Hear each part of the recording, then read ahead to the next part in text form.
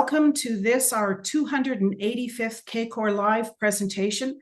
It's indeed our pleasure today to have Senator Robert Black as our speaker today. Senator Black is an expert in agriculture and in particular soils and soil science.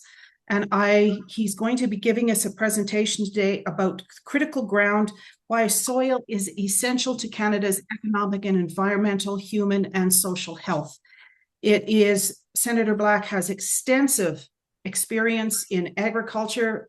In particular, he was working with the Ontario Ministry of Agriculture, Food and Rural Affairs for his career. He has also extensive experience in the 4-H, Ontario Soybeans Association, Centre for Rural Leadership, and all of these other activities that gave him the expertise that led him to being asked by the Prime Minister of Canada to join the Senate as Canada's one of Ontario's senators, and his expertise in background agriculture and rural community development was one of the things that the Prime Minister really wanted him to bring. He has been working as a chairman of the Canadian Senators Group and chair of the Senate Standing Committee on Agriculture and Forestry, and currently he is the deputy leader of the Canadian Senators Group starting in January of 2026. With that, Senator Black, welcome, and really looking forward to this presentation. Thank you. Well, Jean, thanks very much for the opportunity and the kind introduction. Good afternoon, everyone. It's really my pleasure, my honor to join you today. I've learned a little bit more from Raymond earlier on when we were testing the sound system about this organization, and I, for one, am tremendously impressed with the membership and the pan-Canadian and pan-world involvement. I understand in some cases, but great to be here. And so, thanks for the invitation. I want to thank the Canadian Association for the Club of Rome, the Board of Directors for the hard work and commitment that you have for sustainability and fostering a healthy global ecosystem. So I know that there was lots of discussion ahead of this. So congratulations, and I guess keep up the good work. As you're about to hear from my presentation, I am an advocate for soil health in Canada. I'm not a soil scientist. I'm not an expert in soil health. I am someone who thinks it's important that we look after the health of soils in Canada and, in fact, around the world. And so I advocate for soil health here in the province. I'm in Ontario, across Canada, and around the world when I get the chance. So before I talk about soils and soil health, I want to tell you a little bit about myself. Since my appointment to the Senate of Canada in 2018, I've worked closely with many in the agricultural industry to help ensure that the voices of Canadian farm families and the industry in general is heard and represented at the federal level and in the Senate of Canada. It is fair to say that farming and agriculture is in my blood. I come from a long line of Scottish folks who put down their roots in Fergus, Ontario, where I still live, back in 1834. And Fergus is in Wellington County, an agricultural county in southwestern Ontario, and an agricultural hub. It's also home to the University of Guelph, which boasts a vibrant agriculture program and also includes a soil health interpretive center called Soils at Guelph. University of Guelph happens to also be my alma mater. I did graduate from the Ontario Agriculture College in 1985. And before I came to the Senate of Canada, I worked for the provincial government for 15 years, as Jean mentioned, and then the not-for-profit sector in the agriculture and rural areas for 18 years, essentially all of my working career between those two, not-for-profit and the provincial government. I've also been involved in the 4-H program for more than 50 years as a member, a leader, a volunteer, a sponsor, a fundraiser, a staff member at the local, provincial, and national levels. I'm passionate about the 4-H program and getting youth involved in agriculture and in leadership programs. I wouldn't be in the Senate of Canada were it not for 4-H. And I say that every chance I get. And it is because of 4-H that I'm in the Senate of Canada.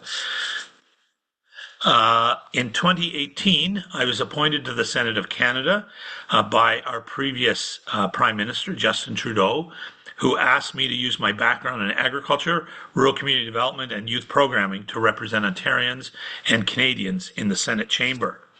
Since my appointment, I continue to be an advocate in the Chamber of Sober Second Thought, and so I use my knowledge of farming and agriculture and rural communities to champion the ag sector and rural communities wherever and whenever I can.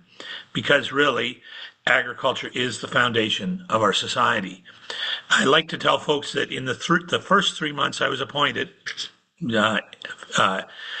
March, April, and May of 2018, agriculture was mentioned once in the Senate chamber. And last fall, agriculture was only not mentioned about 5 times in the 3 months in the fall. So we've upped the game of agriculture, not just me, but my colleagues, Senator Mary Robinson from Prince Edward Island and Senator Todd Lewis from Saskatchewan. The three of us, bit of a trio that speak about agriculture whenever we can.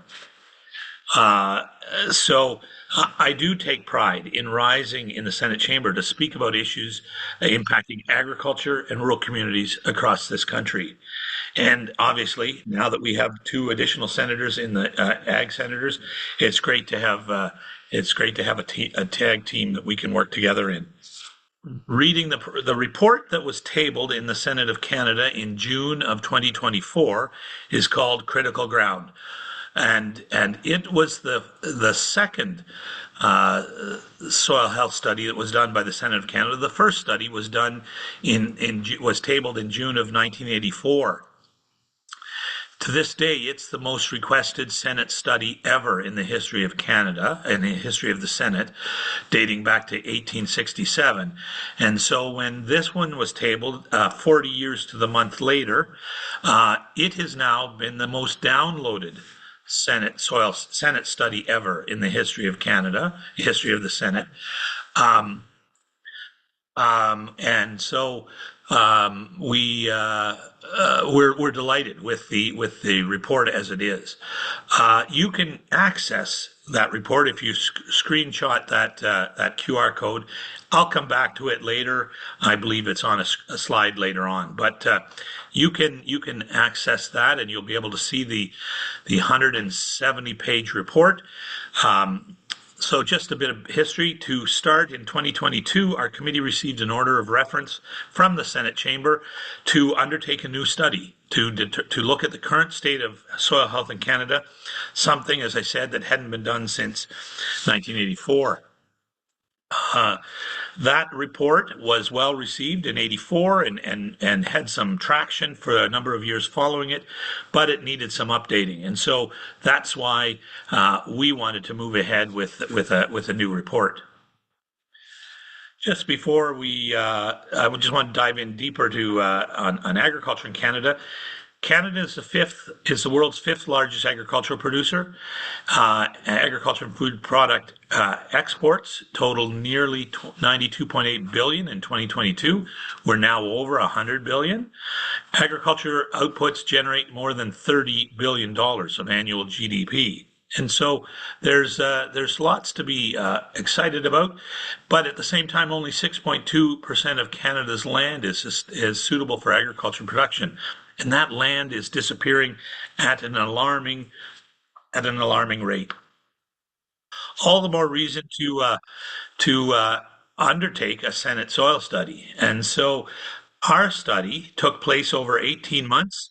We heard from 153 witnesses who included scientists, researchers, farmers, ranchers, industry stakeholders, and individual Canadians from across the country.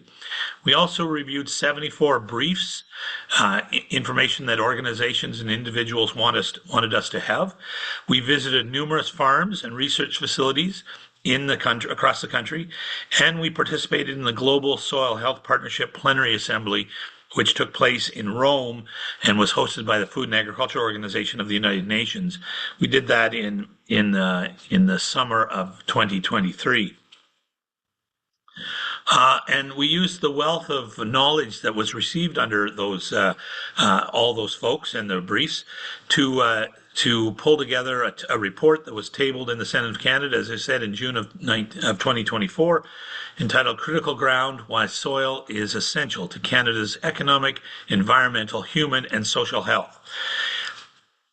Senate reports are written for the federal government, but certainly it's my thinking that this report is a valuable tool for governments of all orders, provincial, territorial, and municipal governments as well. And I'm very pleased to tell you that it's been well received at all those levels, orders of government. And I think it should resonate with all Canadians as well. It's time to think about the health of our soils across this country. So I am honored to share with you a bit of a brief on a review of the report, but I would encourage you to download it and take a look at it. I think you'll find it valuable.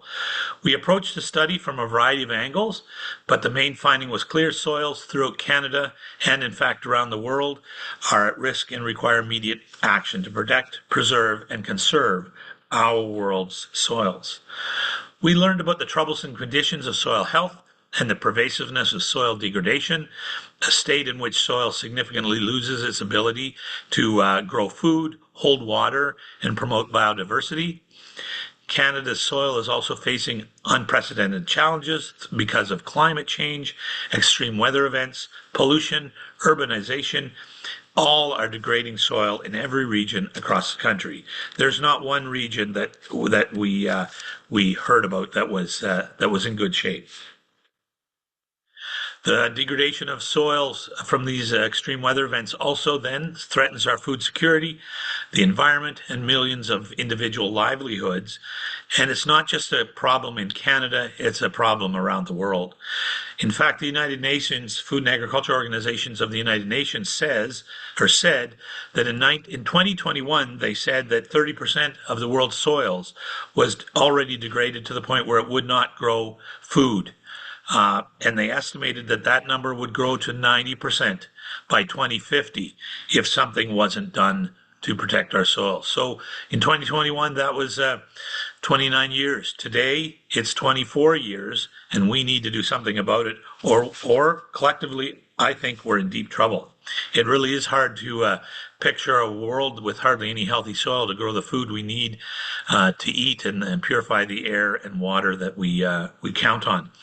But for my grandchildren and great-grandchildren, it might be a reality facing future generations. The committee learned in particular about the prevalence of soil pollution and contamination, which severely impacts the soil's ability to produce food, lessens the quality and nutritiousness of the crops produced, and reduces the soil's natural ability to act as a buffer against the spread of pollutants and diseases. This especially impacts the quality of our water, preventing the ability for soil to help ensure an availability of clean water. We heard from witnesses that there are 20 million contaminated sites around the world, directly impacting the environment, the world's food stability and food security, and human health. Here in Canada, mining, oil, and gas industries pose some threats to soil health, and we're also increasingly seeing pharmaceutical contaminants in our soils as well. Remediation technology is available, but we heard that there's still a lack of awareness and data about where all those sites are in this country. So it became clear to the committee that Canada needs more data and research related to how pollution and contamination affect the environment and our own human health. The agriculture community was and continues to be, we heard, aware of the challenges facing soil health. Many witnesses that we heard from spoke about the use of regenerative methods, such as no-till or low-till farming, the use of cover crops, diversification of crops, agroforestry, and grazing management techniques. We specifically heard about the benefit of rotational grazing across the country, but in particular in Canada's prairie grasslands in Saskatchewan and Alberta. We also heard about the potential for agroforestry, which has a positive long-term impact on soil health in Canada when it's properly planned and managed. By favoring regenerative and sustainable practices, These early adopters and innovators are already mitigating climate change, promoting cleaner air and water, increasing carbon sequestration, enhancing biodiversity, and improving soil health on their farms throughout the country. The benefits of all these healthy practices are certainly obvious and immense, and they were to us. Healthy soil management practices also help farmers and producers improve crop yields, which in turn increases profitability. In fact, we spoke to a number of farmers who are fighting these challenges head on and are completing their own on-farm research into sustainable farming practices. Farmers are stewards of the land, and we know that, you'll know that. They are working to preserve our soil, protect Canada's food sovereignty, food security, as well as our food and the food that we grow. However, we also heard that these early adopters are not being recognized and have not been recognized or compensated for their work and research into best practices or their adoption in a big way of sustainable methods. This in turn reduces the incentive for other farmers who look over the fence down the road, and it reduces the incentive for them to adopt best practices. Our committee learned about new technologies, which are critical in managing and improving soil health. We learned that farmers have integrated, and we know that farmers have integrated precision and smart ag tools, and they are integrating them into their farming practices. We learned about digital tools that can track fertilizer placement, soil sensors that can clean up contaminated sites, and all things that many that we talked to knew about, but these were all eye-opening for our committee. We heard about many other innovations that are now a part of everyday farming life, including seed drills, satellite imagery, and moisture probes. For farmers, these tools have translated into increased yields, profitability, outputs, which is largely due to the innovative techniques resulting in better soil health. However, the committee also heard that precision ag technology is expensive for farmers, and some of these innovative tools rely on strong Wi-Fi access, which is not always available in rural areas, rural and northern areas, in my home province or across this country. So I always take the opportunity when I can to stand up in the Senate chamber to talk about the need for improved Wi-Fi service across this country, and the fact that farmers are resilient and innovative, which was a strength that this study affirmed. But we always need to do more to help our farmers, in my estimation. The committee learned much about the critical ground under our feet and how vital this natural resource is, and the potential for it perishing. But we also heard how farmers, scientists, and researchers are working to rebuild and renew soils across this country and, in fact, around the world. Our report had 25 recommendations for the Government of Canada to protect, preserve, and conserve soil health across the country. I can share with you that we did receive, it was tabled to the government in the summer of 2024, and we did receive a response from government in November of 2024. Time doesn't permit me to share with you review all the recommendations, but I do want to highlight a few. And recommendation number 1 was critical. It recommended that the federal government designate soil as a strategic national asset. I can't overstate the potential for soil to enhance and contribute to our country's well-being and prosperity. For Canada especially, the agriculture sector can become an economic powerhouse if the industry is provided the necessary resources and supports that they need to thrive and survive. Canada is already a food sovereign nation, and we can use this to ensure food security for our nation and for the world, not to mention the environmental benefits of healthy soils that will keep our water and ecosystems healthy. The government supported this recommendation in principle, explaining their recognition that recognition of the foundational role that soil plays in agriculture, ecosystems, and for our own human health. Recommendation number 4, we understood that there was a glaring problem outlined in the report about the lack of available data on soil health. Soils look different in every region and province and area of this country. Furthermore, the provinces, territories, municipalities, and Indigenous communities each have different ways of gathering information on soil health. This makes it difficult to analyze and compare apples to apples and oranges to oranges about soil conditions across this country. We recommended that the government support the development of a consensus on how to collect and report data on soil health. Recommendation number 4. While the government's response said they supported this recommendation, we were disappointed at the time that there was nothing under consideration to make that a reality. However, the ongoing activities and engagement of the National Soil Health Strategy through a National Soil Health Strategy that is currently being led by the Soil Conservation Council of Canada could help in this regard to make this a reality. Recommendation number 5 called on the federal government to take a leading role in creating a National Soils Institute and database. This will require collaboration at all levels of government, Indigenous communities, academia, agriculture, and forestry producers. Recommendation number 5. A national soils database would help us better understand the state of our soils and begin to find strategies to remediate soil degradation. In the government's response, they supported it in principle. They said that while there's a strong foundation upon which to build from to create a national soil database and an institute, further assessment was required to identify what resources might be needed.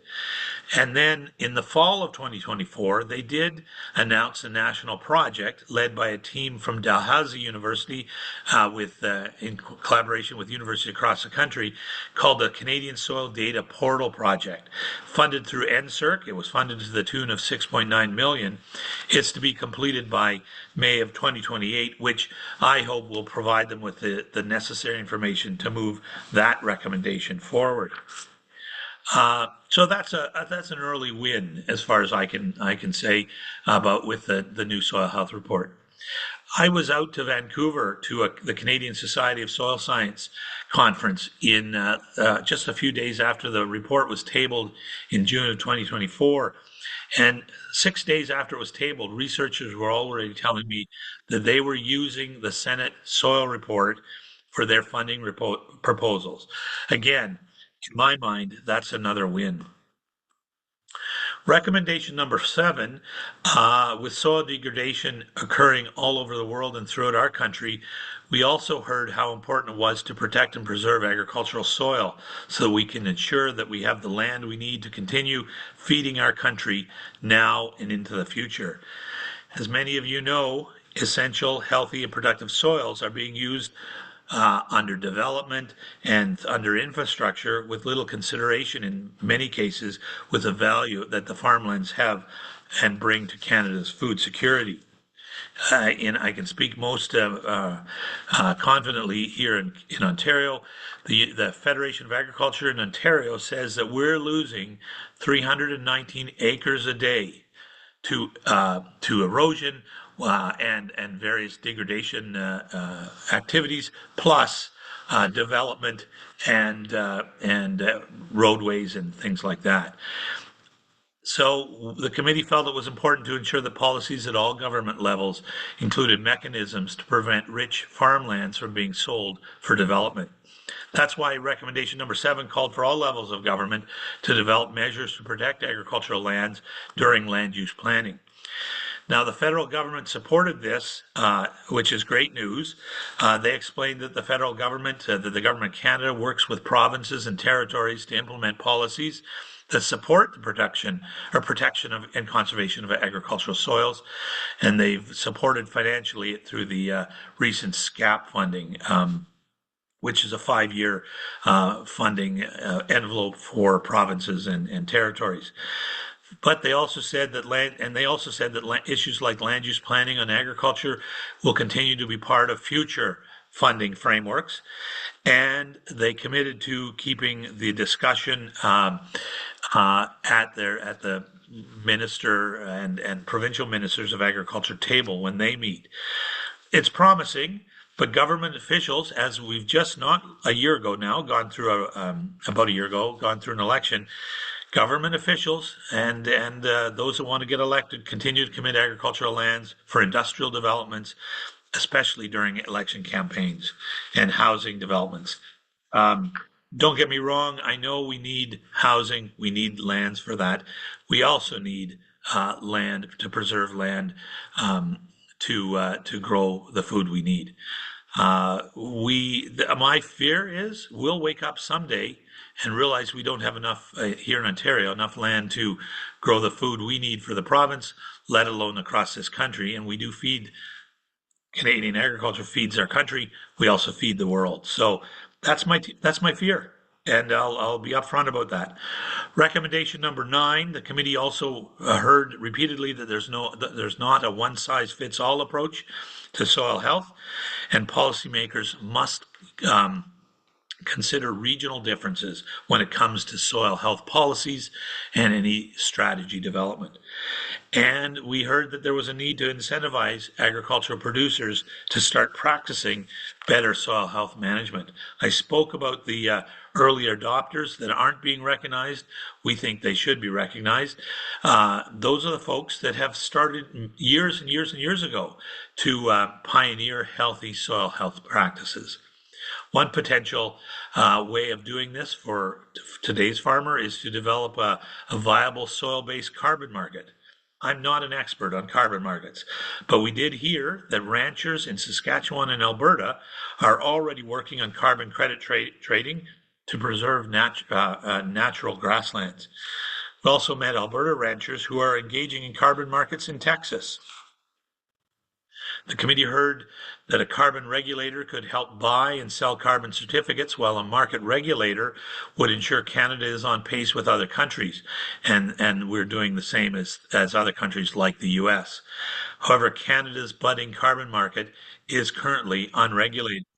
So this was recommendation number 9. The government's response was they support it in principle. The response said that the recommendation covers both compliance and voluntary carbon markets, and the Government of Canada is involved in the creation and implementation of federal compliance offset markets, but does not oversee or control voluntary carbon markets. So they stepped away from it and washed their hands a little bit of it.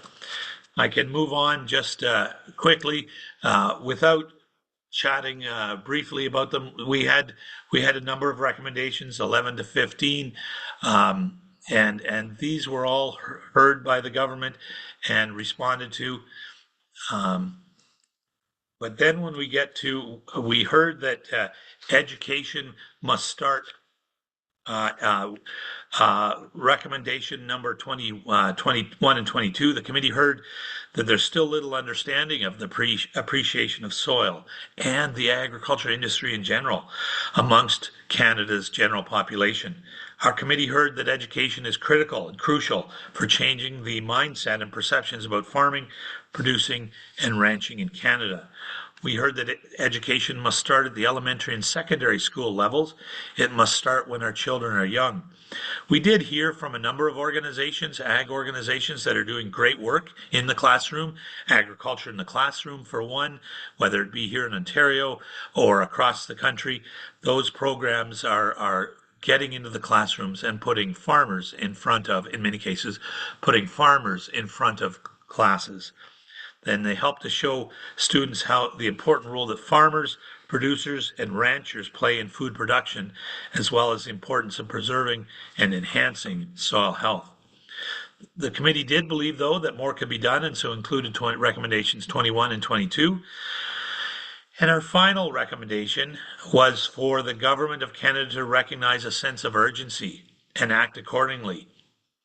We don't have, there's 40 years between Senate Report number 1 and Senate Report number 2, and we do not have another 40 years to protect and conserve soil, as one of our witnesses pointed out at the end of our study. And so the time is now that we need to act. The government supported that final recommendation, which was great news and another win. But you maybe heard many of the recommendations were support in principle as opposed to support. And so we were somewhat disappointed I guess I would say that support is a far more sounds better and may take off quicker than support in principle. But we're working to move that bar forward. So there's the QR code again, and I can bring it up again later. But again, the government did provide a very detailed response to the recommendations, and so as you can appreciate, I did paraphrase in the interest of time. But they did support 9 of the recommendations, supported in principle 13 of them, and acknowledged 3 without dismissing them. So 22 of the 25 received overall support, which isn't a bad odds in my eyes. So then, as a result of the tabling the report and getting it out and talking to folks about it, last June 2025, I was inspired by the Critical Ground report, and in June of 2025, I tabled Bill S-230, an act respecting the development of a national strategy for soil health protection, conservation, and enhancement. It's my belief that this a national strategy would inform Canadians of the importance of soil and ensure that the Government of Canada is mandated to make strides to protect, conserve, and enhance the health of soil across this country. We need to ensure that we have healthy soil and enough of it, and that's critical, and enough of it to continue feeding our country and the world, while also taking care of the environment. Once my bill passes, and see, I'm being positive, once my bill passes, both houses of Parliament, Bill S-230 would require the Minister of Agriculture and Agri-Food Canada to work in collaboration with provinces, territories, Indigenous bodies, various stakeholders, and the Ministers of Natural Resources, Environment and Climate Change Canada, Indigenous Services Canada, and any other relevant ministers necessary to develop a national strategy to support and promote efforts to protect soils in Canada. The bill's contents, the bill outlines a variety of measures around policy and legislative measures to recognize the crucial nature of soil health, knowledge improvement measures. This is the extension and education that promote the analysis and gathering of data on soil health across the country, and then a formal education and information measures that encourage the sharing of information across the agricultural community. As well as one of the recommendations was to appoint a national advocate for soil health to promote the preservation of soil across the country. And so this national advocate idea came from Australia. We heard through our study that Australia had in place for 2 5-year terms, a national soil advocate. That individual was appointed by the Prime Minister in Australia and reported only to the Prime Minister and had the ear of the Prime Minister and went across the country and in fact around the world promoting soil health in Australia. And they developed during that time a national soil strategy. And so we think having a national advocate would do wonders for us here in Canada as well. And finally, declare soil as a strategic national asset. As I said, that was the first recommendation, and it was involved in the second one as well. So a national strategy would protect, enhance, and conserve Canada's soils. We need to declare soil as a national strategic asset and recognize its role as being vital as the water we drink and the air we breathe. In my mind, it's a 3-legged stool, and I'm not complaining. For many, many years, we've had we hear lots about soil, about water and air, but we don't hear enough about that third leg on that 3-legged stool. So as I said in my speech when I introduced Bill S-230, it's time for Canada to follow Australia's lead by developing and implementing a national strategy and recognizing soil as a strategic national asset, just as other countries have done. Another important aspect of the bill is to require the minister to work with a variety of folks. And so we think it is important. It's not a top-down approach. The minister and those that are developing the strategy need to hear from farmers as well. They need to hear from all levels of government, stakeholders, farmers, Indigenous communities, academia during the consultation process. For it to be effective, the strategy needs to provide realistic and accurate recommendations to improve the current state of soil health in Canada. And there must be consultation with a wide variety of folks during the implementation of the strategy.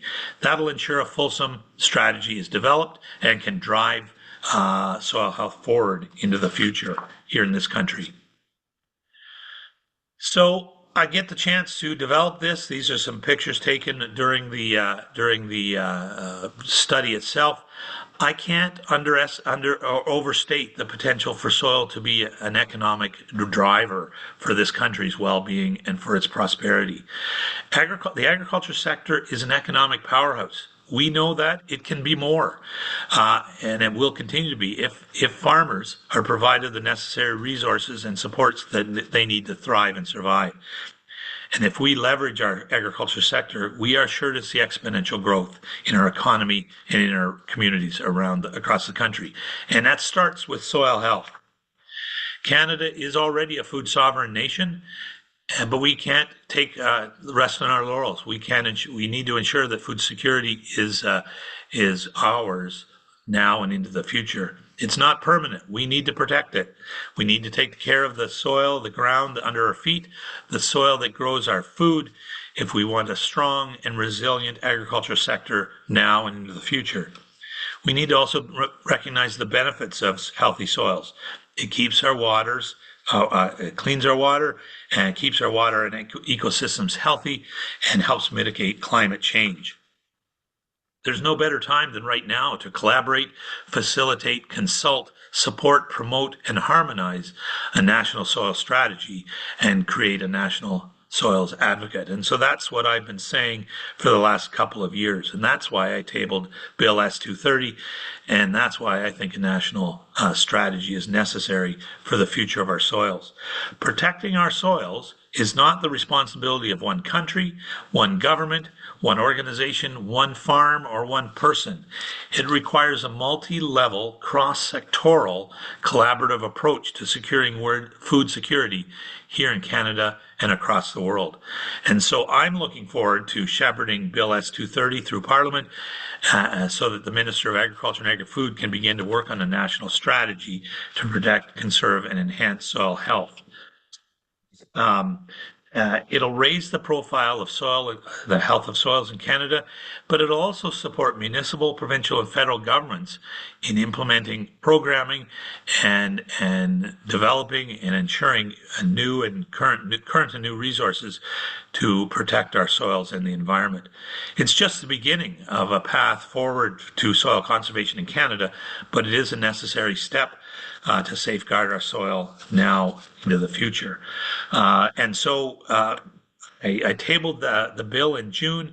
It has now gone through first and second reading in the Senate. It has gone through, it has been referred to the Agriculture and Forestry Committee, and we have reviewed it further, and we amended it in a couple small ways, and it was tabled back in the Senate chamber last Thursday. And so my hope is that it'll pass fairly quickly in the Senate chamber, and all bills that so you have to go through both chambers, as you likely know. So Bill S-230 has to pass the Senate chamber, and then it'll be referred to the House of Commons. We call it the other place. And where it has to go through the same process there. So it's not a done deal when it passes our chamber, but I hope it's a start. And so before I conclude, I always tell folks, if there's ever anything you think I should be aware of, don't hesitate to reach out to my office. As a senator, I can't do my job and stand up in the Senate chamber and ask questions or make speeches or make statements or develop policies or help develop policies or bills if I don't know about the issues being faced by Canadians. So I often offer that as a way to wrap up when I'm talking to farm folk, because they're the folks that I tend to speak for in the Senate chamber. I'm confident that yeah, go ahead. Entree, I'm I'm just about done. I'm confident that with continued discussions around the soil report and collaboration between like-minded individuals like the folks that I get to talk to, including you folks, every day, that we can protect our soils worldwide, support cleaner and healthier environments, and foster food security for all. And so with that, thanks very much for the opportunity to chat, and I'm open to questions and happy to do so. I'll stop sharing now so I can uh, and we'll go to. There we go. Over to you, Jean. Thank you very much, Senator Black. That was a fascinating presentation. And as the host, I have the privilege of asking the first question. I would say Art Hunter is on deck after this. I note that a lot of the situation that you're talking about is something that you're going to work as a collaborative effort with the government and so on. And I'm really interested in hearing that the senators are also having difficulty getting things through to the parliament and getting action on things, especially when there are so many crises that come up that are more immediate, such as tariffs or wars or things that take everybody else's attention. So in terms of soil health and the issues associated with the environment and climate change and all these other things that are a slow growing problem of a polycrisis, how do you manage to get things through that people will listen? Well, thanks for that question, Jean. From my perspective, soil health is like motherhood and apple pie, right? And so it doesn't. I mean, there is good debate in the Senate in the course of the first and second reading and during our committee review of this bill. There's been good discussion, but it's not contentious, right? For the most part, folks want to talk about it because it is an important issue. As I say, we haven't got 40 more years. And if we believe the United Nations Food and Agriculture Organization, if we don't do something about it, there might not be much soil left to grow by 2050 in 24 years. So I think some of that is helping us to move this forward. And uh, we do a lot of backroom discussions with other senators and things like that. So if I hear of issues that there's concerns about various parts of the bill, or I can either get up and speak about it and sort of rest their fears, or help to move it forward. So I am very, very optimistic that this thing's going to move forward. I will share with you, it may move forward within the next 2 weeks, but into the House, not as quickly beyond that, but at least it's out of the Senate and they're working on it then, right? And Yeah. so I'm optimistic. Excellent. That's good news to hear. Thank you very much. Art, you are up, and Richard Vanderyak, you are on deck.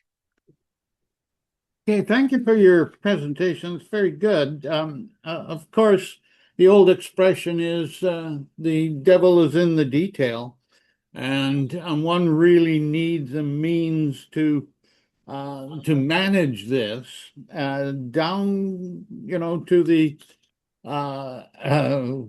farm level. I mean, we have things like light rail transportation systems and high-speed rails, running from Toronto to Quebec, and we have transmission tower lines and distribution tower lines. We have roadways like the 400 and series of roads, and they're being expanded and growing over farmland.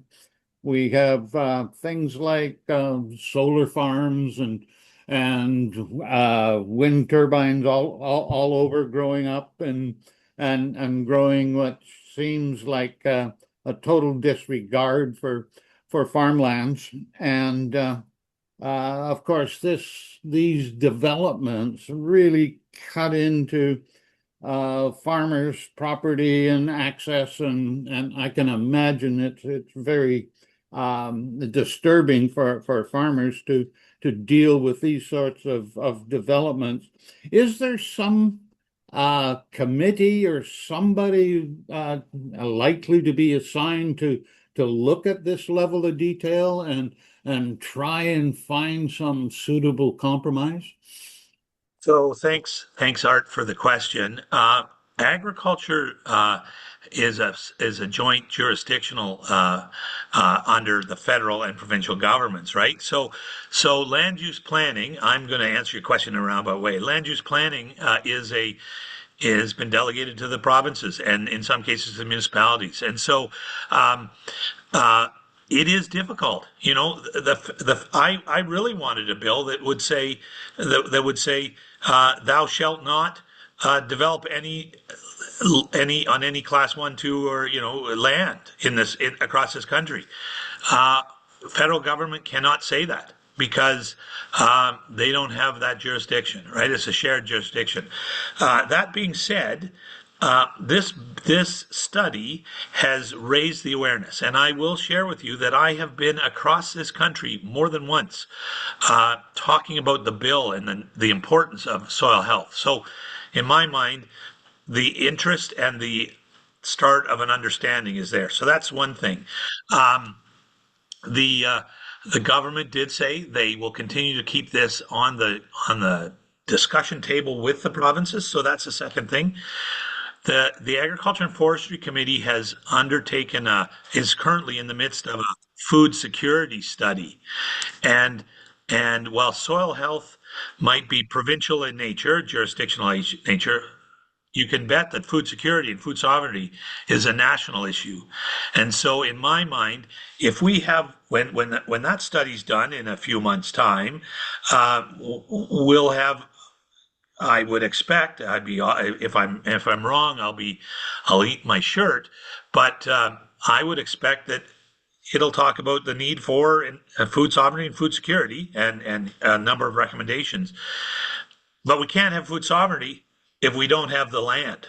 And so I'm hoping that this will help to open the food sovereignty issue will help to open the government's eyes even more, and they'll start to say, provinces, we need to talk more. We know it's yours, but we need to talk more.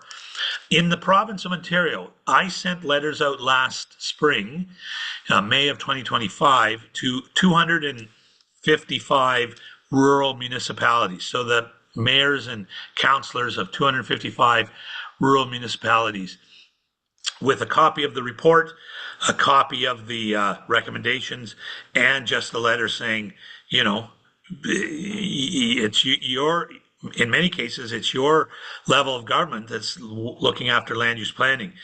Out of those 255 letters, by the end of September, I had received 20 municipalities. I had received resolutions from 20 municipalities that were resolutions in support of either food security, like soil health protection, or the report and the recommendations in general. In my mind, that's good. I didn't know how many to expect, but I got 20. I received another one a few weeks ago. So those are municipalities that are thinking about soil protection and land use planning as it relates to food security in their municipalities. So I hope I've answered your question.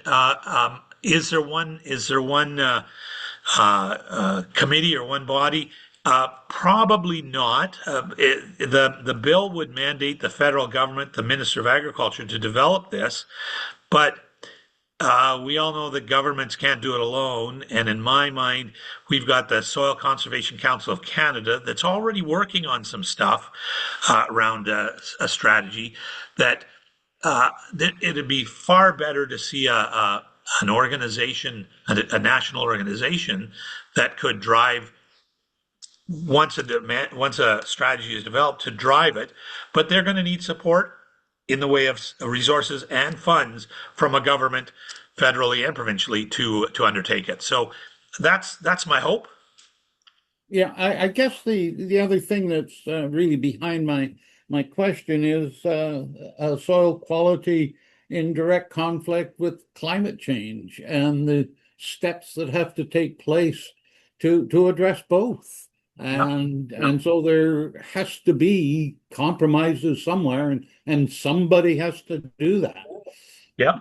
And so I'm hopeful that a strategy would help to drive that forward, and I don't have the answer totally, but my hope is that a strategy would help to start that ball rolling.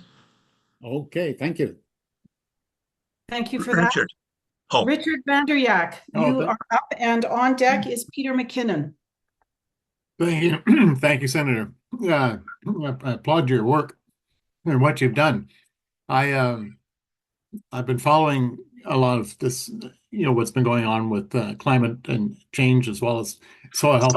And I'm curious to know, in your report, did you examine the effect of pesticides and herbicides and so forth on soil health? I mean, was that examined, and were any recommendations made as a result of that? was looked at. There were not specific recommendations. What we did, we heard loud and clear that it's a variety of farming operations that will feed this world, right? And Yep. will protect our soils. We can't expect to have the Canada and the world fed with organic agriculture, but we also can't expect the world to be fed without organic and regenerative agriculture, and we heard a lot about large scale farms and corporate farms. Well, my colleague, Todd Lewis, farms 13,000 acres in Saskatchewan. Yes, they are incorporated because that's their governance model, but they are not a corporate farm. And I think that idea has to also, we have to get that across too. Like their governance model is a corporation, but they are a family farm. Todd farms with his brother and his nephew, right? So too often, I think we hear about corporate farms, and 98% of farms in Canada are family owned, and that's a figure that I can take to the bank. I know that. So we didn't look at specifically at pesticides and herbicides, but we certainly heard about them as well. Yes. I think it's an issue because we've got a PMRA that's driven by lobbyists and not by science. Yeah. And until that happens, we're not going to have healthy soil. Right. Right. And so we heard about PMRA, we heard about a variety of agencies in the government, and so there are touches of that in the 170 pages. Good. Well done. Thank Okay, you, good luck on going forward. Peter. Thank you. And on deck from Peter McKinnon is Raymond Lurie. Yes, thank you, Gene, and Senator Black. Thank you for a very informative presentation. I have a bit of agricultural background in my own youth, but my question, which actually falls between Gene's opening about the poly crisis and the one that was just raised by Art Hunter about the pollution of soil. So my question is, the environment is, and I just read what I posted. The environment is facing a poly crisis, and one of the biggest issues is pollution from fertilizers, as I am sure you know. My question is, how do we balance the issue identified in order to contain the crisis? And of course, climate change is a major part of that crisis. Thank you. For the question, Peter. The committee heard that if we use cover crops and we use diverse plantings and those types of things, that less fertilizers need to be used. Regenerative farming is important. We heard about that. We speak to that in the report, and so that was loud and clear, right there. And I will go out on a limb and say there is a need for fertilizer. But is there a need Agreed. for as much? Is there a need for as much as we use? Likely not. But we also have to get across the message of regenerative agriculture, incorporating manure where that's possible. Many of our farms Yes. don't have cattle or livestock on their farms anymore, so they're not able to do that, right? So, and then cover crops and diverse cropping practices, all those things together will, I think, will solve some of the problems of our world. Well, certainly reduce some of that Yeah. quote pollution. But is there a possibility? I mean, the nutrient has got to be the same, but is there a possibility of changing the chemistry in some way, like in putting it in some kind of molecule, or is there research do you know of that's I going on don't in this know. area that tries to change the biodegradability of fertilizer? Well, I'm not a chemist and I don't know all the research, but I am well aware that there are fertilizers, there are seeds that are coated now and fertilizers that will break down slower, so that they break down when they're needed in the soil. And again, I'm not one to use fertilizer willy-nilly, but some of the research that you're talking about, I do expect is taking place, especially because of the issues around drought and floods and things like that we have to look after and take care of and deal with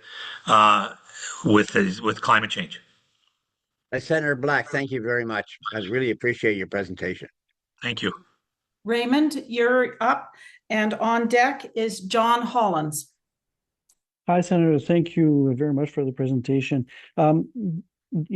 Farming is sometimes a very hard profession, and economic pressures could sometimes, make decisions, make farmers take decisions that are not necessarily the best for the long term, right? So, my question is, how do you see the farmers or the proportion of farmers that are adopting things like regenerative agriculture and techniques of that kind that return carbon to the soil? Um, every province is different. I know that there's a lot happening here in Ontario. It's my home province, right? So I'm more closely associated with it. I do know that the provincial government is actively involved in soil health here in the province, but also other organizations are as well. Um, um, I go by the first report that was tabled in June of 1984, and talking to folks that were involved in that report, and a good friend of mine was involved in that report. He was a witness for that report. Um, he will tell us that from 84 till about 92-ish, 90, 91, 92, there was an uptake in soil health activities. There was an uptake in activities that were part of the recommendations of that first report. The Soil Conservation Council of Canada was a direct result of one of those recommendations. It started in 87, and it's done yeoman's work since then. So that was, what, 8 years. Um, uh, and then land prices, interest rates dropped a little bit, and land prices were good, stable. So, as Don would say, uh, farmers got maybe greedy again and started buying land and needed larger equipment and heavier equipment and more iron, right, to do what they had to do. And so soil health production or soil health opportunities and initiatives took a bit of a turn downward, and he will tell you that. So it's my hope that this new report, because of the report itself and the bill that might come of it, and I think Canadians are just there. Like, um, it's important. Whether it's not just important to farmer Ken that I'm sitting on the farm here, it's important to the person that lives in downtown Toronto with a backyard these days. I think more so than ever. So my hope is that will keep it going, right? And we have the first report to look back on, and I can tell you that I'm not going to rest because this is important. I wake up in the middle of the night thinking, how are we going to feed Canada? Like, and that shouldn't bother me, right? But it does, because I think, there's 4,000 acres, 3,000 acres south of London that in a block that was stripped bare for an electric vehicle battery plant. Every house, building, tree came off of it. There's 4,000 acres of prime ag land south of Collingwood here in Ontario that is the Department of National Defense is hoping to get, buy, expropriate, whatever, however, by any means, to develop an over-the-horizon radar system. Don't get me wrong, defense is important, but surely in this great country, a province that we have, or country, we can find 4,000 acres of rock that they might be able to use. Or, and I'll be honest, it's 21 kilometers from base Borden. This 4,000 acres that they've identified they want to use is 21 kilometers from base Borden. They have 21,000 acres at base Borden. They use about 6. Why can't we level out another 4,000 and use that? They say it's too rolling. Well, you and I and a couple of dozers, we'd make short work of that, Raymond. So, it's that type of thing that I think we have to worry about. Organizations ask me as I'm talking about this, what can they do? And I think we just need to keep our elected politicians and appointed, including meaning the senators and others at all orders of government, we need to keep their feet to the fire. Because someday my kids and grandkids and great grandchildren may wake up and they won't be able to have they won't have food to serve on the table. That's my worry. Thank you. John. Thank you. John Hollins, you are up, and on deck is Charles Hall. All right. Thank you, Senator Black. It's a privilege to hear the compelling passion for your subject. And better than that, I'm sorry, I'm going to be slightly rude about some other politicians, rooted in real knowledge and understanding of science. I've been concerned about global heating for 4 decades, maybe longer. And the science there is quite clear. But any serving government gets distracted by the short-term economic interests of the voters expect them to deal with. Can we clone you? Is there somebody in the Senate is passionate and is knowledgeable as you, and you can get through to the other place, which we cannot do directly. We might be able to do it through your office or some other senator's office. Is there a champion in the Senate right now to address the grim reality of climate change? So Senator Mary Coyle, Yes. Mary Coyle, Coyle, and she is from Antigonish, Nova Scotia.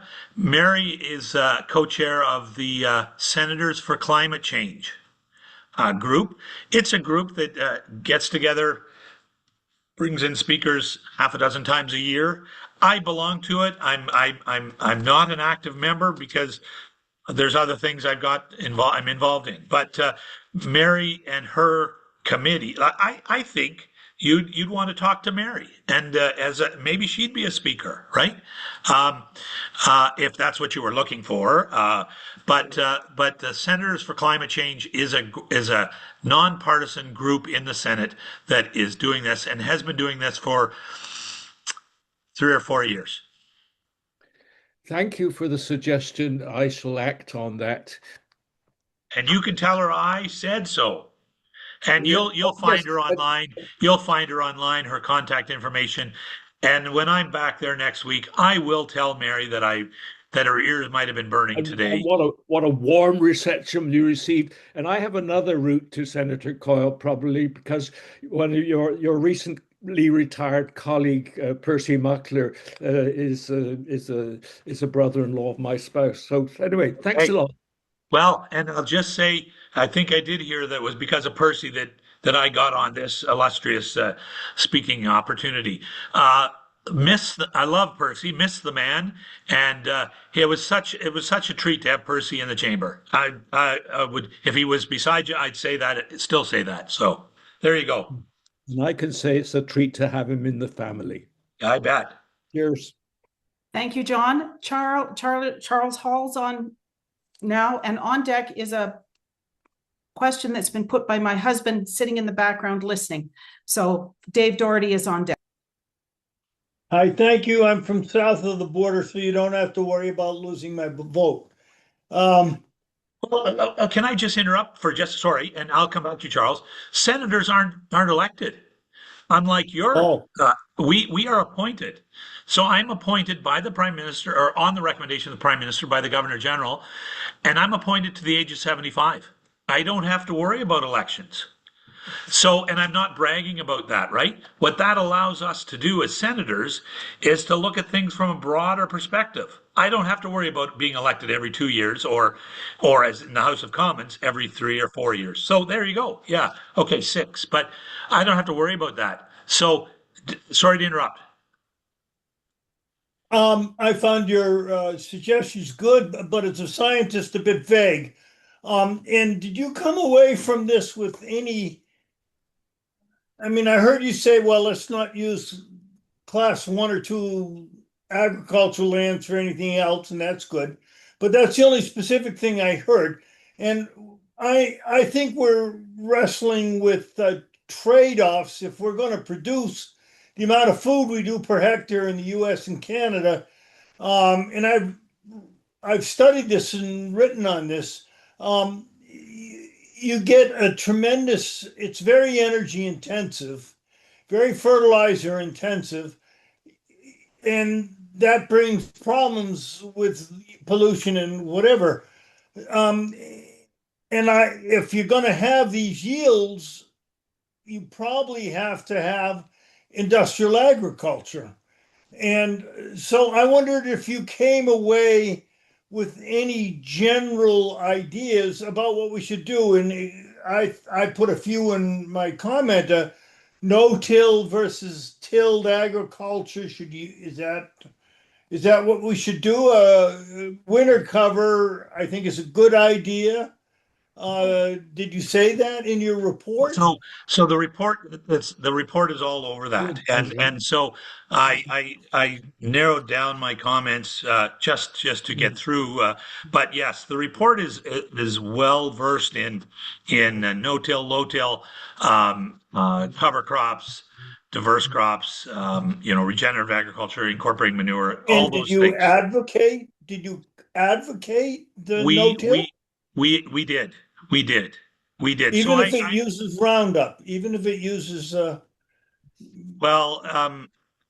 glycophosphate. Yeah, we didn't get into the chemistry of agriculture, but again, I don't think we can. And I'm not here to. I'm a good politician, so I'm not here to advocate for one or the other. But I do think we need to have a variety of, like as I said, I don't think organic agriculture could feed the world, but I think a variety of organic, and you call it industrial, I'll call it large family farms. Like, uh, as I said, 98% of farms in Canada are family farms. They may be incorporated because that's their model of governance, but they're not industrial farms. They are family farms, the 98%. So, and Excuse we me, can a argue. family farm is often highly industrialized, but meaning it uses a lot of fossil fuel, including in fertilizers. Yeah, you are right. You're right. So I'm not here to argue, but at the same time, I would have a look at the report, and you can download it from the Senate Ag site. We did look, and we did hear, and we did in the recommendations talk about a variety of things, no-till, low-till, cover crops, that sort of thing. But are there recommendations specific to that? What we did say was there's a need for those types of agriculture practices, and we also said that there's a need for extension and KTT knowledge transfer around that, so that Farmer X that's doing good stuff, maybe one of those early adopters, and Farmer Y down the road will realize that, yeah, I can do it that way and still do well. So we talked about the need for peer-to-peer groups. Those are recommendations. I would encourage you to check out the 25 recommendations. They are broad, but we weren't the experts. We heard from experts and others, but we hope that a national soil strategy will be the start to developing some of those practices. Thank you. Thank you, Charles. I'm going to be asking the question on behalf of Dave Doherty, and on deck is Mary Hagan. So fundamentally, this is the question that was asked. Fundamentally, isn't your set of goals put at risk by exponential economic growth? And wouldn't such growth put the lives of future generations, especially the 7 and more that are talked about by the Aboriginal people, and you mentioned your children and grandchildren and great-grandchildren, wouldn't those be put at risk with this exponential economic growth? Well, it would. We talk about doing it in harmony with the environment and with the activities of agriculture. So it's exponential growth as a country, not necessarily as agriculture, but agriculture is a backbone in our minds, and we stated that, and so we saw that if farmers are given the resources they need to thrive and survive, that this country will take off, not just the abuse and use of the land. Okay. All right, thank you. Mary, you are on, and on deck is Ted Manning. Hi, Senator. Thank you for being an advocate and having lots of passion for soils and understanding the importance. I too live in Ontario, and I note on one level that farmers do want to be the stewards of soil and clean water. Yep. But on the other hand, they and their associations also advocate for reducing protections of floodplains, wetlands, and all sorts of valuable water for keeping it clean and having good soils. They also are advocating to sometimes pave over or drain water. And so I ask you, in all your discussions and ongoing advocacy work, who are the key players that you think are reconciling that push and pull? Well, I would say you're speaking about land use planning, and with soil in mind, yeah. Yes, but I believe it's the municipalities and provincial government. They manage land use planning in each of our provinces. The government of Canada cannot mandate thou shalt not pave over.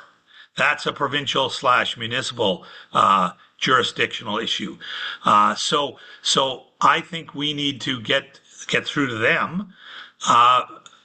But as I said, with a food security study, there's potential when that's completed that the government will sit up and say, "Wow, we need to ensure we can feed ourselves," and government and provincial, territorial, municipal governments this is how we need to do it together, right? So I'm hoping the food security study will just be in lockstep with a more combined thinking of how to protect our soils. I could argue with you, Mary, that is it farmers that want to pave over land, or is it municipalities? Is it developers? I'm not gonna. We're not arguing, but I do know that farmers are stewards. Many farmers are stewards of the land. There is a bad apple or two in every barrel, right? And so there's those folks too. But in my mind, I have seen in my 8 years as a senator this issue, this discussion of soil health has just ramped up exponentially, and which I think is great. Well, I wish you luck and I look forward to the food strategy. Maybe you're correct. That's going to be our winner to pull us together. Yes, thank you. Thank you. I would say just remember that there's always peace, order, and good government rules applying to the federal government that could be used in this national emergency. Yeah. You are up, and Meg Sears, you are on deck. Oh, Robert, that was fabulous. I wish you'd been around when I was in charge of land use planning for Canada. We spent many years during the late 70s and early 80s developing a federal policy on land use and trying to develop the process by which we understood how provincial and federal government could, in fact, get along. And in fact, the challenge I had was to write a federal policy that applied only to federal land and to federal interventions in provincial land. But then you're a politician, you understand how tactically challenging that can be. Yeah. The one thing I would note is that it's kind of deja vu all over again, because our challenge at that point was to try and preserve that land, which we did need for the future. And the one thing that we did, I think, accomplish was to work to develop the Canada Land Inventory, the Canada Geographical Information System, and all the ability to actually inform governments of where the good land was, where the constraints were, and where the opportunities were. And I'd say there is some legacy still there that has not been removed. Little things like the preservation of the Niagara fruitland, the British Columbia Agricultural Land Protection Act, the similar work in coastal areas of PEI, and the preservation of most of the best land of Quebec is a legacy of that. Now it is being diminished, I would say, at the present, by exactly the things that you identified. And the other interesting thing about it is that most of that information still exists and is available for people. And it has been, even though the actual entities that used to carry it on and do the integration and the integrated planning have been dispersed, many of the functions still exist. So even PFRA, which they got rid of, has most of the good stuff has still been absorbed into Agriculture Canada. So one of our recommendations was to reinstate PFRA. Yeah, no, it's very good. I knew the people well and worked with it too. But Canada has always dispersed its authorities, both amongst provinces and the feds, but also within itself. Parts housed in Energy Canada, in Agriculture Canada, in Environment Canada, and many never talk to each other. And that's why I'm delighted to hear that there are people with a holistic view in the Senate and in other parts, where you can bring the people together and try and extract truth in some fashion. Well, we're hoping. Thanks, Ted. So what are you going to do next?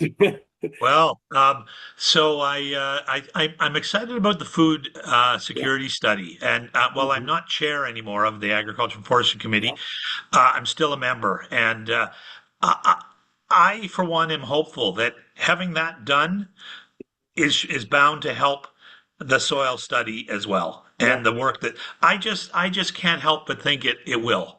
Um, because it might be that light bulb that goes on and somebody says, Yeah. "Oh yeah, we need to feed ourselves. Oh yeah, we're paving over. How are we going to fix that?" I'm being generous Yeah, or general, no, but that's fine. Well, one thing you might, I can put you in touch with, there are people in the Club of Rome who are working on essentially success stories of regenerative agriculture. yeah, Much of yeah, that, in fact, happening in the States, because in their central area, they are having significant in productivity. yep. Good. So Thank you. I'll send you something about it. We have I think Ted has frozen. Thank you very much, Ted. And Meg Sears, you are on now, and Peter McKinnon, you are on deck with your comment. Okay, thank you so much.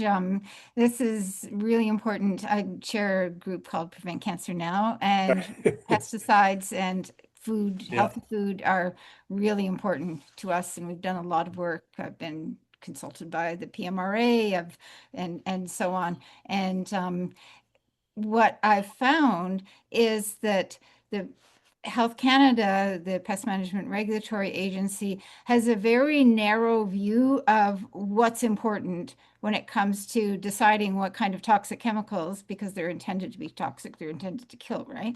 So I'm not being sort of hyperbolic. This is what they are. So any pesticide that's going to be used in Canada has to go through approval registration at the PMRA, and they make a big deal about how it's all science-based and so on. But the science is very narrow, and they do not consider the downsides of chemicals. So for instance, the most used pesticide in the world, of course, is glyphosate or Roundup.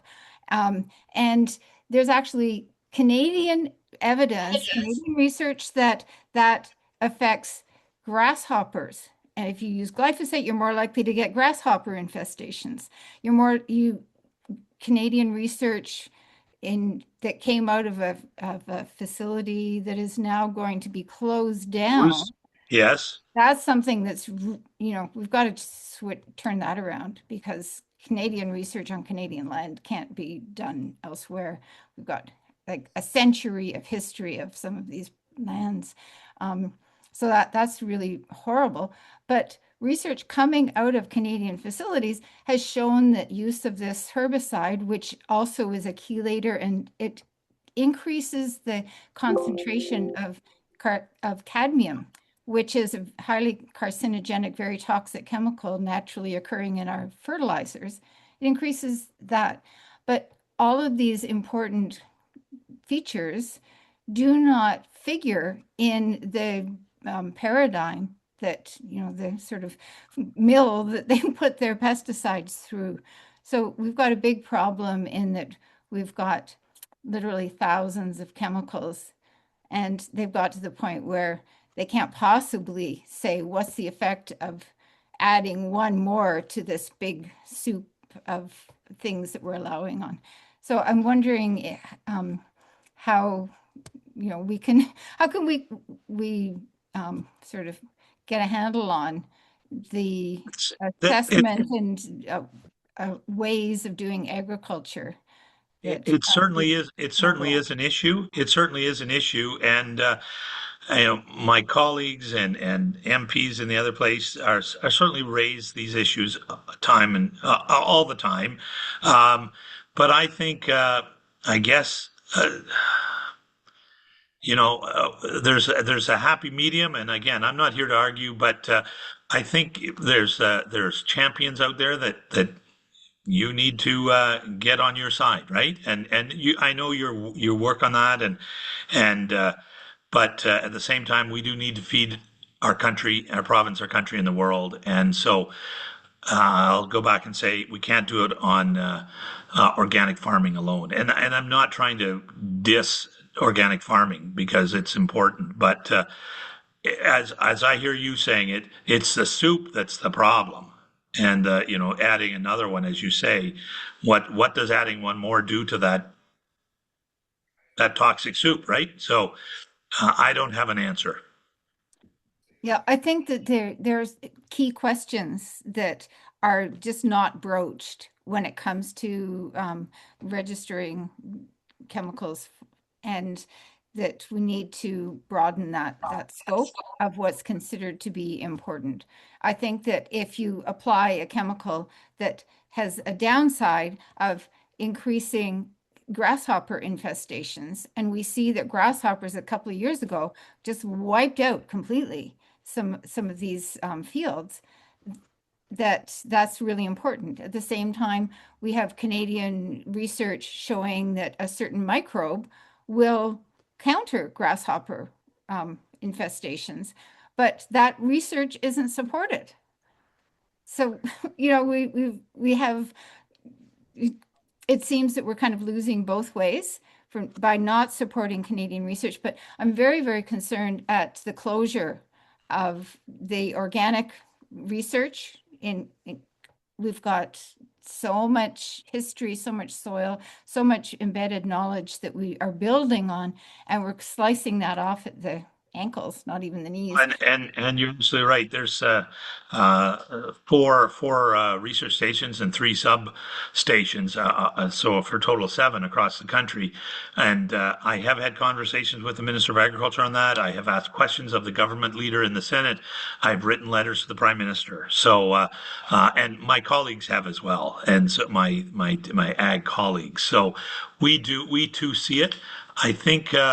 I am well aware that the Canadian Federation of Agriculture is also all over it and has just, it's just late January that this was announced. So, I don't know whether I should say stay tuned. It'll change, but I hope some of it will change, right? And as you mentioned, the 100 years of history of data on some of those from coming out of those research stations, that'll be lost, and that's horrendous. Yeah, well, we have evidence about how we got through the dirty 30s, and those learnings we're going to need again, because when you're looking at droughts and so on. So this is, to my mind, if you're talking about national priorities, feeding us is a national priority, and deciding that we are going to be completely ignorant about how to handle soils in a changing climate is mind-boggling to me, but I guess I'm simple-minded. But if there's anything I can do, then please let me know. Thank you. Thank you. Thank you. Thank you, Meg. And our last speaker, our last question comment will be coming from Peter McKinnon before we wind things up. Thank you, Jean. Senator Black, I just wanted to point out that I'm on the board of directors of the Partnership Group for Science and Engineering. It focuses on the parliamentary precinct in the context of getting speakers to come before parliamentarians for breakfast. Bacon and eggs, as we call it, the bacon and eggs breakfast. It's sponsored by both speakers, who often one of the other is nominally our chair for the meeting. So I'm just proposing to you, you're so passionate. Is there somebody in the private sector or in the associations out there that might be a possible speaker? I mean, I know many of the parliamentarians, of course, but the heads of the granting councils, senior officers of the federal government, depending on the topic, show up at these bacon and eggheads breakfast meetings. And it may be an opportunity to get somebody who's championing the same as you are, that's from a different point of view, that might be listened to by, promoting your cause. That's bacon and eggheads. Is that what you said? I've heard of this group. Oh, well, that's excellent. Yes. Yes, I have heard of this group. I've not. I might have been to one many years ago, but early on in my Senate career. Peter Milliken was a very active participant in the bacon and eggheads. So someone that comes to mind would be who is also very passionate about soil health and is on the board of the Canadian Soil Conservation Council of Canada, SCCC. Alan Crizzle. Alan comes from Cornwall area, farmer, and is passionate about soil health if that's what you're looking for. I mean, and Alan is doing it every day, right? So Yes. there's someone I would suggest. And what about, is there anybody in academe that you might suggest, or from an association? I mean, if we Well, can do this offline, I don't want to yeah, take up Alan time. is also involved in the Soil Conservation Council of Canada. So there's an organization that I think has a role to play in this thing. So that's why he's sort of has legs in both camps, feet in both camps. Academia, well, I would say anybody out of the University of Guelph. You know, there's soils at Guelph. Uh, Laura Dunford. There's a number of them that are there that would be you could connect with. Good. Well, thank you very much. Perhaps I might Welcome. reach out to your office at some Yep. point, and we can Yep. Sure. close this. Great stuff. Thank you very much, Senator Black, for this fabulous presentation and answering the questions that we posed to you. With this, I'd like to call on Ted Manning to give our official thanks. Ted is the past president of CACOR, and I look forward to seeing this online that you can share with all of your friends. Thank you. Yes, thank you. That was very stimulating. As I say, I've been in the same field for a long time. It's very nice to see people are still interested in saving the land that we have. I'm a geographer. I worked in New Zealand and in Canada and now all over the world in the same thing, trying to really preserve human biosphere relations by making sure people have things to eat, making sure that people have a climate they can live in. And I think it's wonderful to have people like you working specifically in my country to actually make it happen, and to make sure that the scientists, who are all very enthusiastic about helping, are given a platform where they can talk to each other. So I would thank you again for a really nice and integrating approach, and we are delighted to have come. And we do this every week, and please feel free to join us as well, because we do have a number of very interesting things from anywhere in the world, including Canada most of the time. So thank you very much. And I would ask everybody that it is time to pay your dues for this year if you have not done so yet. That makes it possible for us to run these, and also to make certain that you bring friends, share this with other people, and it will, of course, be on our website very shortly, so that anyone who you wish to refer to the presentation, it is there. It's also now being shared with the International Club of Rome as well, where we put every one of these products. So thank you again very much.